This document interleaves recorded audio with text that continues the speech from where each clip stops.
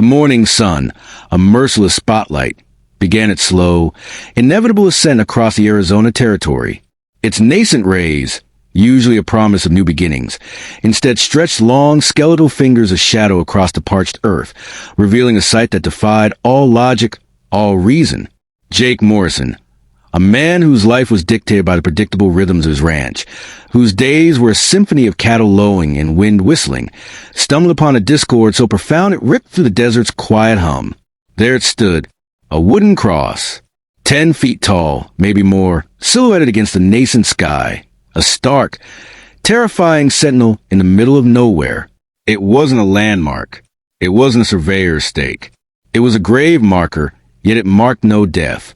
Instead, it marked something infinitely, unspeakably worse.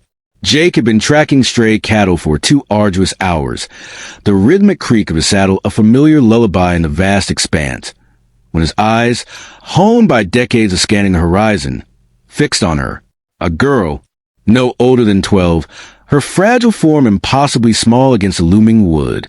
She was tied there, bound by rough ropes that had already begun to bite deep, unforgivingly, into her thin wrists. Her clothes, once perhaps a vibrant splash of color, were now torn, faded, and caked with the desert's ubiquitous dust. Her face, a mask of grime and tears, bore the indelible stamp of torment. Around her neck, a crude, splintered piece of wood hung, a grotesque necklace that stole the breath from Jake's lungs, turning his blood to ice. Return when you're perfect. The words seared themselves into his mind, a brand of chilling depravity. He spurred his horse forward, the sudden surge of motion jarring, yet necessary. His heart, a wild drum against his ribs, pounded a frantic rhythm against the desert's stoic silence. In his 2 decades of ranching in this unforgiving land, Jake Morrison had witnessed a litany of cruelties. He'd seen the aftermath of brutal Apache raids, the cold-blooded efficiency of outlaw gangs, the vacant stares of men driven to madness by the desert's relentless heat and crushing isolation. But this was different. This was not the random savagery, the circumstance. This was deliberate. This was calculated. This was evil, meticulously dressed up in the false piety of something holy, something sanctified. The girl's eyes, wide with the terror that clawed at Jake's soul, followed his every movement as he approached. But beneath the profound fear, something else flickered, a fragile ember in the desolate landscape of her despair. Hope. She was alive, conscious. Her lips, cracked and bleeding from thirst, were a testament to hours, perhaps since dawn, spent under the sun's merciless gaze. Her small body trembled, a leaf caught in an unseen current, from exhaustion and unimaginable strain. Easy now, little one. Jake's voice was a rough whisper, an attempt at a balm in the face of such raw pain. He dismounted quickly, his hands, callous from years of hard labor, shaking as he fumbled for his knife. You're safe now. I'm going to get you down. The moment the ropes, those cruel bonds, fell away, the girl collapsed into his arms. She was a broken doll, a collection of brittle bones and bone-deep fear, lighter than a sack of grain. Jake wrapped her in his worn duster, the coarse fabric of meager comfort against her trembling form. He could feel the frantic tremor that coursed through her entire body, a testament to the ordeal she had endured. Who did this to you? He whispered, his voice thick with mixture of rage and overwhelming pity. But she didn't answer. Perhaps she couldn't. Her throat looked raw, abraded, as though she had screamed until her voice had been stolen, consumed by the vast, indifferent silence of the desert. Jake's gaze swept across the empty expanse, a desperate search for any sign, any clue, to the monsters who had wrought such unspeakable harm. Fresh wagon tracks, faint but discernible, led east toward the distant jagged teeth of the mountains.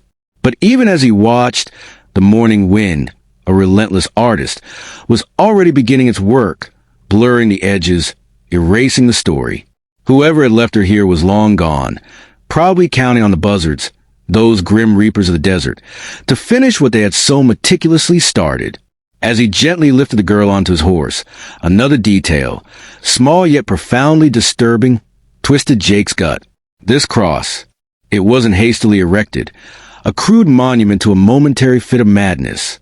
The wood was smooth, almost polished, meticulously crafted. The ropes, too, bore telltale signs of repeated use, the fibers worn in specific, familiar places. And the post hole, it was deep, permanent, as if meant to stand for eternity. This wasn't the first time someone had been left here. The realization chilled Jake to the bone. This wasn't an isolated incident. This was a pattern, a ritual. The girl stirred in his arms, her small body a feather-light burden. When she looked up at him, Jake saw something in her eyes that would forever haunt his waking hours, something that would infiltrate his dreams. Not just fear, though that was undeniably present, but something else entirely. Recognition, as if she knew, with a chilling certainty, that this might happen again. A profound sense of dread settled over Jake. But what he didn't know yet, what he couldn't possibly fathom, was that bringing this broken, silent child to his remote ranch would set in motion a chain of events so dark, so terrifying, that would invite the very devil himself to his doorstep before the sun, now a fiery orb in the sky, dare to set again. Jake's ranch house, nestled in a secluded valley, its adobe walls a comforting embrace against the towering, blood-red canyon walls, had always been his sanctuary. A fortress against the relentless harshness of the Arizona desert, a place where the world's cruelties receded, replaced by the comforting creak of the porch swing and the smell of fresh coffee. But as he carried the girl through his front door, that feeling, that sense of inviolable safety, shattered like brittle glass. She wasn't just physically hurt. The rope burns, the dehydration, those were mere surface wounds. She was broken in ways that ran deeper, reaching into the very core of her being. He set her down gently in a kitchen chair, the worn with stark contrast to her delicate frame. But she immediately curled into herself, a wounded animal seeking the illusion of safety, her small body trembling uncontrollably, her eyes, wide and perpetually darting, swept across every window, every shadow, as if expecting someone, some unseen terror, to burst the fragile barrier of the walls at any moment. "I'm going to get you some water," Jake said, his voice slow, measured, designed to soothe, to reassure. He moved deliberately toward the pump, his back momentarily turned. In that fleeting second, he heard a sharp, almost imperceptible intake of breath. When he turned back, the girl had pressed herself against the wall, a living shadow, trembling violently. She was terrified of being alone, even for a second, even with the promise of water. Jake handed her a tin cup, its metal cool against her burning skin. He watched as she gripped it with both hands, her knuckles white, as if the cup were the only anchor in her swirling nightmare. Her fingers, he noticed with a jolt, were marred by small, precise scars, not accidental nicks or scrapes from a child's playful mishaps. These were too deliberate, too uniform. Someone had hurt this child, systematically, repeatedly. The realization sent a fresh wave of ice through Jake's veins. "Can you tell me your name?" he asked gently, his voice barely above a whisper. The girl's mouth opened, a silent gasp, but no sound emerged. She touched her throat, wincing, then shook her head frantically. Jake's anger, a slow-burning fire, flared. Whatever they had done to her, it had stolen her voice. Permanently, perhaps. As she drank, Jake noticed something else, something that made his blood run cold. Around her slender ankles, beneath the torn fabric of her clothes, were more rope burns. But these were old, healed. This girl had been tied up before, many times. The cross in the desert, a chilling tableau of suffering, wasn't her first punishment. This was an ongoing torment, a twisted ritual. He knelt down to her level, trying to make himself less imposing, less threatening. "You don't have to talk," he said, his voice soft, coaxing. "But if someone's looking for you, if they hurt you, I need to know." The girl's eyes, those haunted windows to her suffering, filled with tears. Slowly, hesitantly, she pointed toward the mountains, toward the very direction the wagon tracks had led. Then a small, trembling hand rose, and she held up her fingers. 1, 2, 3, 4, 5. 5 fingers. Over and over, a silent, desperate mantra. 5 people. Jake asked, his mind racing, trying to decipher her silent language. She shook her head, then pointed to herself, her small chest rising and falling with ragged breaths. Then, She held up 5 fingers again. 5 like you? 5 children? This time, she nodded, and the tears, a torn of pent-up sorrow, spilled over, tracing clean paths down her dirt-streaked cheeks. Jake felt something cold and heavy settle in his chest, a leaden weight that pressed down on his lungs. There were other children, and if this girl, barely more than a wisp of a thing, had been left tied to a cross like some twisted sacrifice, what unspeakable horrors were being inflicted upon the others? He stood up, pacing to the window, his gaze sweeping across the endless desert, stretching toward the ominous mountains. The landscape, once a familiar comfort, now seemed to hide untold secrets, secrets he was only just beginning to understand. Someone out there was collecting children, torturing them, perhaps worse. "They're going to come looking for you," he said, moored himself into her, the words a grim prophecy. But when he turned around, the girl was holding something in her small, trembling fist. She opened her hand, revealing a piece of carved bone, smooth and white, shaped like a lamb. On one side, words were burned into bone, scorched into its very essence. "The pure shall inherit." Jake's throat went dry. This wasn't just random cruelty. This wasn't the work of common outlaws. This was religion, twisted into something monstrous, something unrecognizable. And somewhere hidden deep within those brooding mountains, for other children were waiting for the same fate that had so nearly claimed this little girl. Jake studied the bone carving, turning it over in his weather hands. The craftsmanship was too fine for an outlaw gang, too deliberate for madmen driven by the desert's relentless sun. This was organized, methodical, the work of zealots, religious fanatics. And Jake knew, with a chilling certainty, that they were the worst kind of dangerous. They believed God was on their side, a divine mandate for their unspeakable acts. He looked back at the girl, who was watching with those haunted eyes, the weight of unspeakable trauma etched onto her young face. She pointed to the bone, then to herself, then held up one small finger. She was number 1, the first child taken. "How long ago?" Jake asked, his voice strained. The girl held up both hands, opening and closing them 3 times. 30 days.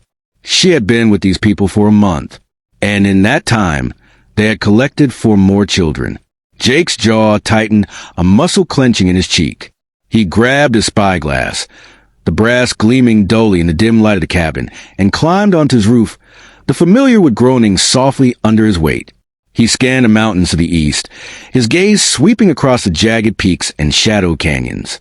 The wagon tracks, faint as they were, had led directly toward Devil's Canyon, a treacherous maze of rock formations, a labyrinth of hidden crevices and concealed passages where Apache warriors had once vanished from pursuing cavalry like ghosts. A perfect place, Jake realized with a sickening lurch of his stomach, for a group that didn't want to be found. Through the spyglass, he caught a glint of sunlight, reflecting off something metallic, something out of place. Then a wisp of smoke, thin and gray, rising from behind a blood-red mesa about 5 miles away. Someone was camping up there, and from the amount of smoke, it wasn't a small group. This wasn't a solitary prospector or a lone trapper. This was a gathering, a congregation of evil. When he climbed back down, the girl was standing by his rifle rack, her small finger pointing urgently. She found something else. A wanted poster, its edges curled and yellow with age, that had been pinned to his wall for months, a faded relic of a forgotten bounty. The face staring back from the grimy paper was that of Ezekiel Morse, a preacher who'd been run out of 3 different territories for unusual practices with children. The girl nodded vigorously, a frantic bob of her head, and pointed to the poster, then touched her own chest. She knew this man. This was who had her. This was the architect of her terror. Jake's hands clenched into fists, the knuckles white. Ezekiel Morse wasn't just some traveling preacher, a charlatan spouting scripture for coin. He was a predator, a wolf in sheep's clothing, using the veil of religion to justify his unspeakable crimes. The bone carving, the cross, the talk of perfection. It was all part of his twisted gospel, a perversion of faith. "He's got the other children up in those mountains," Jake said, more a grim statement than a question. The girl nodded, then did something that broke Jake's heart anew. She knelt down, her small hands folding in prayer, but her entire body shook with an uncontrollable tremor of fear. They'd made her pray. Pray to the same God they claimed to serve while they tortured her, while they systematically broke her spirit. Jake helped her to her feet, his touch gentle. "No more praying to their God, little one," he said, his voice filled with a quiet, steely resolve. "We're going to stop them." But even as the words left his lips, a sound, faint at first, then growing louder, made his blood freeze in his veins. Hoofbeats, approaching fast from the east. Multiple riders, coming hard toward his ranch. The girl heard them too. Her head snapped up, her eyes wide with terror, and she immediately ran to hide behind Jake's kitchen table, a small, trembling bundle of fear. She knew those sounds. She'd been found. Jake grabbed his Winchester, its familiar weight a cold comfort in his hands, and moved to the window. Through the rising dust, he could count at least 6 riders, all dressed in black, like undertakers riding to a desolate burial. At their head rode a tall man with a long, white beard, the very picture of a biblical prophet, carrying a wooden staff topped with a meticulously carved lamb. Ezekiel Morse had come to collect his lost sheep. The riders stopped 50 yards from Jake's front porch, close enough to talk, to make their demands, but far enough to avoid a quick draw. Ezekiel Morse sat tall in his saddle, his white beard flowing over his black coat, like spilled milk, a stark, unsettling contrast. His eyes, Jake noted, were the pale, empty blue of a winter sky, cold, devoid of human warmth, a desolate landscape of fanaticism. "Brother Morrison," Morse called out, his voice carrying across the quiet expanse, the practiced authority of man used to being obeyed echoing off the canyon walls. "The Lord has led us to your door in search of one of his lost lambs." Jake stepped onto his porch, the Winchester held loose but ready, a silent promise of defiance. Behind him, he could hear the girl's ragged breathing from her hiding spot, a tiny, desperate sound. She was terrified, but she hadn't run. Perhaps she knew there was nowhere left to go. "Don't see any lost livestock around here, preacher," Jake replied, his voice flat, devoid of emotion. "Might want to check with the Mexicans down south. They're always losing sheep." Morse's smile was thin as a knife blade, a chilling caricature of warmth. "The lamb we seek walks on 2 legs. A child pure of heart, but tainted by sin. She was placed upon the cross of redemption this morning to contemplate her wickedness." "And what wickedness would that be?" Jake's voice was laced with a dangerous sarcasm. The child spoke back to her betters. She questioned the word of God as delivered through his chosen servant. Morse's eyes hardened, becoming chips of glacial ice. Such pride must be purged before it spreads like infection to the other children in our care. Jake's finger found his rifle's trigger, the cold metal a familiar reassurance. These weren't just fanatics. They were slave traders, hiding behind a convenient veil of scripture. The other children weren't followers. They were prisoners. "Well, preacher, I haven't seen any children today," Jake lied, his gaze unwavering. "Just buzzards and rattlesnakes. Seems like you'd fit right in with both." Morse's men shifted in their saddles, hands drifting toward their weapons, a nervous rustle of leather and steel. But the preacher held up his staff, a silent command, keeping them in check. He was studying Jake with a calculating, predatory look of a man weighing odds, assessing a challenge. "The tracks of your horse lead directly from our place of prayer to your ranch, Brother Morrison," Morse said, his voice dropping to a low, menacing growl. "God's truth cannot be hidden from his servants." "Funny thing about tracks," Jake said, a wry twist of his lips. "Desert wind erases them pretty quick. Makes a man wonder what he actually saw." Behind the preacher, one of his men leaned forward in his saddle, impatience etched on his face. "Brother Ezekiel, the sun grows hot. Perhaps we should search his house for the child." Jake levered around into his Winchester's chamber, the metallic click echoing off the canyon walls, a stark punctuation mark in the tense silence.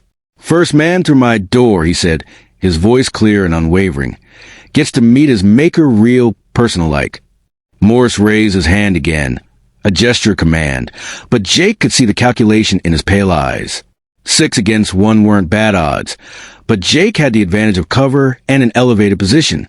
Men would die, and Morse, Jake suspected, needed his followers alive. They weren't just zealots. They were his tools, his instruments.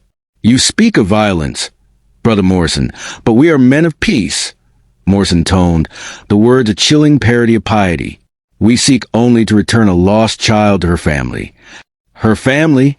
Jake laughed, a harsh, humorless sound that scraped against the silence.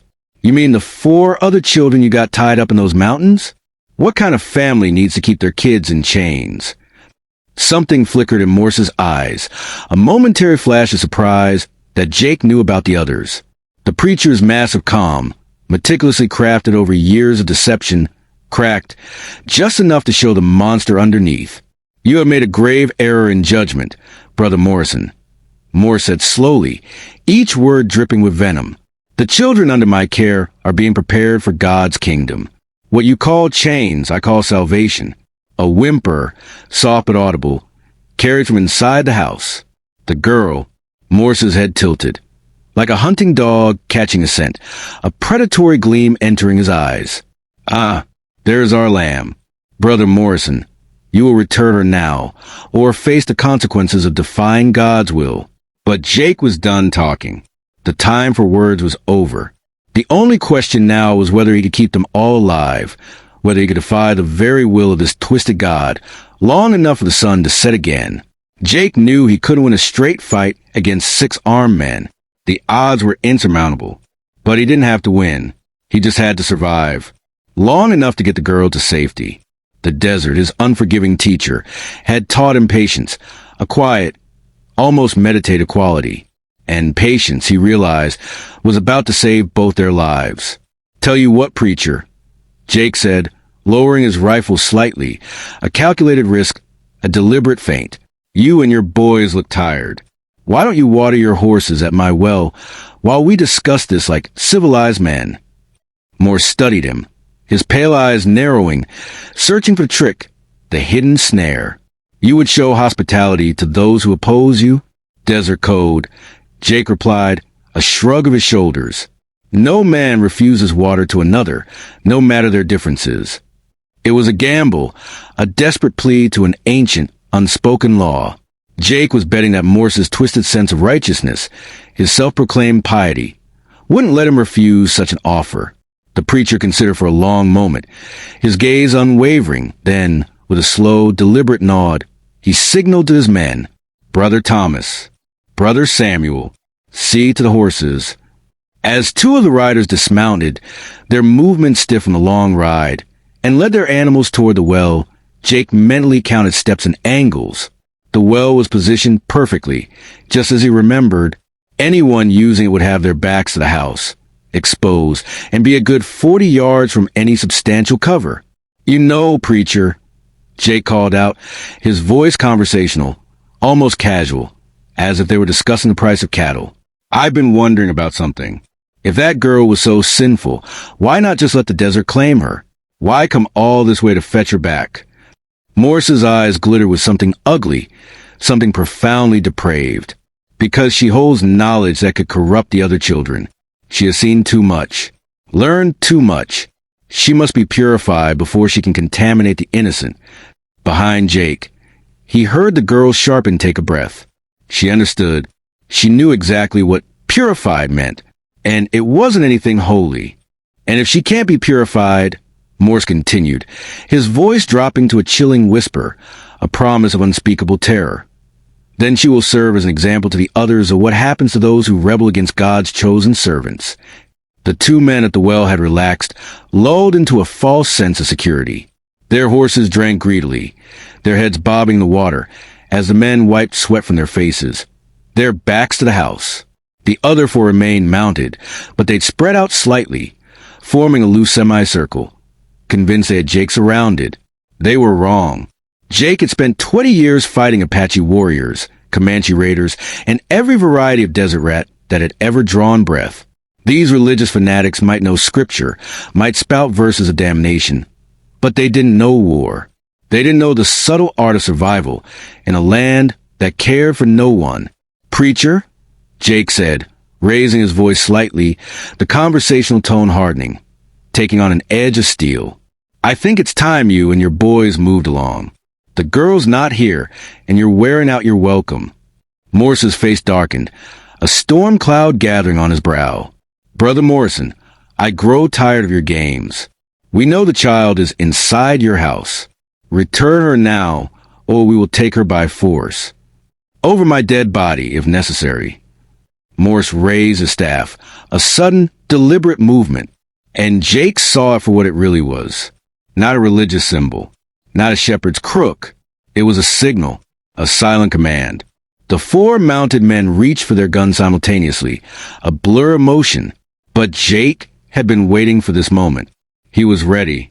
As their hands moved toward leather, he dove sideways off his porch, rolling behind his water trough as the first shots, deafening in the sudden silence, rang out. The girl screamed from inside the house, a raw, guttural sound, but it wasn't fear in her voice. It was rage. Bullets splintered the wood above Jake's head, sending splinters flying as he pressed himself against the water trough, the cool metal a meager shield. The two men at the well scrambled for their weapons, their faces contorted in panic, but they were caught in the open, exposed, with nowhere to hide. Jake's first shot, precise and deadly, took down Brother Thomas before the man could even clear his holster. From inside the house came a sound that made Jake's blood run cold. Not the girl screaming, but the unmistakable crash of breaking glass. She was trying to escape, through the back window. "Get the child," Morris bellowed, his voice filled with a desperate fury. "Brother Samuel, Brother Joshua, circle the house." Jake rolled to his left, his movements fluid, practiced, and fired again, catching Brother Samuel in the shoulder as he ran toward the back of the house. The man spun, a choked cry escaping his lips, and went down but kept crawling, a desperate, wounded animal, toward the meager cover of Jake's woodpile. The remaining mounted men had spread out, using their horses as living shields while they returned fire, bullets whining dangerously close. But Jake had one advantage they didn't expect, one he had meticulously cultivated over 2 decades. He knew every inch of his property, every dip, every rise, every hidden crevice, including where he'd buried the old Apache fighting positions. He belly crawled 20 feet, dragging himself through the dust and rocks to a depression he dug years ago during an Indian raid, a shallow trench offering surprising cover. From here, he had clear sight lines to both flanks of his house, a perfect vantage point for the men trying to surround him. Through his back window, he could see the girl climbing out, her small form silhouetted against the harsh afternoon sun. She was heading for the canyon wall behind his house, a vertical labyrinth of ledges and caves that could provide shelter, a temporary sanctuary. But Brother Joshua was already moving to intercept her, his heavy footsteps crunching on the gravel. Jake sighted down his Winchester, his breath steady, and fired. Joshua's hat flew off his head as the bullet passed inches from his skull, a chilling testament to Jake's aim. The man dove for cover, giving the girl precious seconds, vital milliseconds, to reach the safety of the rocks. "Brother Morrison," Morse's voice, a guttural roar, carried across the chaos of gunfire. "You cannot protect her forever. We have more men coming from the canyon." Jake's heart sank. He'd hoped these 6 were all of Morse's followers, the full extent of his twisted congregation. But the preacher was right. More riders were visible now, emerging from the eastern trail, a new wave of black-clad figures silhouetted against the distant peaks. At least 4 more men, maybe 6. The girl had reached the rocks, her small hands scrambling for purchase, but Jake could see her struggling to climb. She was weak from her ordeal, her small body racked with exhaustion, and the canyon wall was steep, treacherous, unforgiving. From his position, Jake had a clear shot at Morse. One clean shot, and the leader would fall. But killing the leader might make his men more desperate, more reckless, more likely to hurt the girl. He needed to end this differently. "Preacher," Jake called out, his voice echoing off the canyon walls, cutting through the din of gunfire. "Let's settle this between men. You and me. No weapons. Just fists. Winner takes all." Morse's laughter, a chilling, contemptuous sound, echoed off the canyon walls. "Do you think I'm a fool, Brother Morrison?" This is not about honor or personal combat. This is about God's will. A bullet whizzed past Jake's ear, closer than the others, singing a deadly tune. The men were finding their range, their bullets chipping away at his makeshift cover. His defensive position was becoming a trap, a death sentence. Behind him, he heard something that made his blood freeze. A child's cry of pain. The girl had fallen from the rocks. Brother Joshua was already running toward her, his gun drawn, a grim determination etched on his face. Jake made the hardest decision of his life. He abandoned his cover, exploding from the shallow trench, and ran toward the canyon wall, toward the girl, knowing that every single step made him a target for 4 different rifles, knowing he was running headlong into a hail of bullets. The first bullet caught him in the left shoulder, a searing agony that spun him around, but didn't drop him. The second bullet missed by inches, singing a terrifying symphony of death past his ear. But Jake reached the girl before Joshua did, throwing himself between the fanatic and the child, a shield of flesh and bone, just as the man's pistol fired. The bullet, meant for the girl, slammed into Jake's chest instead. Jake hit the ground hard, the impact jarring every bone in his body. Blood, a dark, viscous stain, spread across his shirt like spilled paint, blossoming from his chest. The bullet had punched through, missing his heart by mere inches, but tearing through his lung. Each breath was an agony, a rasping, bubbling sound that filled his ears. But he was alive. The girl, a tiny, resolute figure, knelt beside him, her small hands pressing against his wound, a desperate, futile attempt to staunch the flow of life. For the first time since he'd found her, since he cut her free from the cross, she spoke. A whisper, so soft, so fragile, only he could hear it. "Thank you." Brother Joshua stood over them, his pistol aimed directly at Jake's head, a triumphant, fanatical gleam in his eyes. "Brother Ezekiel, I have them both." But as Morse and his remaining men approached, their faces alight with a cruel anticipation. Something unexpected happened. A new sound, a thunder of hooves, thunder from south. Not more of Morse's followers, not the cavalry of darkness. This was the U.S. cavalry, a patrol that had been tracking the preacher tirelessly across 3 territories, a relentless pursuit finally culminating in this desolate valley.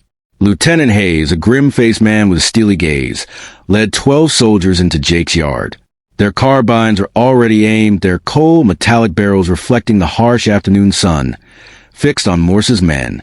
The preacher's face went white, the blood draining from his features as he realized, with a sickening jolt, that his carefully planned operation had become a trap, a meticulous snare sprung by the very forces he believed himself above. "Ezekiel Morse." Hayes' voice, sharp and authoritative, cut through the tension. "You're under arrest for kidnapping, child endangerment, and murder. Drop your weapons." The fanatics were outnumbered, outgunned, but Morse wasn't finished. Not yet. He raised his staff, not as a symbol of peace, but as a weapon, his pale eyes burning with a desperate, unhinged fury. "You cannot stop God's work," he screamed, his voice cracking with the fervor of a madman. "These children belong to the Lord." "The only place you're going is prison," Hayes replied, his voice devoid of emotion. "Now drop your weapons or we'll drop you." Brother Joshua, still standing over Jake and the girl, his pistol aimed with deadly intent, made a fatal mistake. He swung his pistol toward the soldiers, a last, desperate act of defiance. Lieutenant Hayes, a man of swift and decisive action, put a bullet between his eyes before he could even fire. The other fanatics, without their leader, without the religious fervor driving them, were just frightened men who wanted to live. They surrendered immediately, throwing down their guns, their hands raised, a universal gesture of capitulation. As the soldiers secured the prisoners, their movements efficient in practice, Hayes knelt beside Jake, his face etched with concern. "How bad is it, Rancher?" Jake coughed, a painful, rattling sound, tasting blood, the metallic tang filling his mouth. "I'll live, but there are other children up in Devil's Canyon. For more kids that need saving." The girl, Sarah, nodded urgently, her small hand pointing toward the mountains, then holding up 4 fingers, a silent plea. Hayes understood immediately. "Sergeant Wilson." Hayes barked, his voice echoing off the canyon walls. Take half the men and search those canyons. Find those children. As the sun, a fiery orb now dipping toward the western horizon, began its slow descent over the Arizona desert, Jake watched the cavalry ride toward the mountains, a beacon of hope against the deepening shadows. The girl, Sarah, sat beside him, no longer trembling, no longer afraid. She had found her voice, not in words, but in the fierce, protective light that shone in her eyes. And she had found her courage. 3 hours later, as the last sliver of sun vanished below the horizon, Sergeant Wilson returned. With him were 4 children, 3 girls and a boy, all thin, all scared, but all alive. When they saw their friend Sarah safe beside Jake, a wave of relief washed over their faces, and they cried. Tears of joy, tears of liberation. Ezekiel Morris and his followers were taken to Tucson to face trial, their reign of terror brought to a swift and definitive end. All would hang within a month, their twisted gospel silenced forever. The girl, Sarah, whose real name Jake now knew, stayed with him. She helped him recover from his wounds, a small, resolute presence by his side. And he, in turn, helped her remember how to laugh, how to trust, how to hope again. 6 months later, when the circuit judge came through, his face weathered by the desert sun, and asked if Jake wanted to make the arrangement official, both of them, Jake and Sarah, looked at each other, their eyes reflecting a quiet understanding, a bond forged in fire. And both of them, without hesitation, said yes. Sometimes the desert, in its infinite and merciless wisdom, gives back more than it takes away.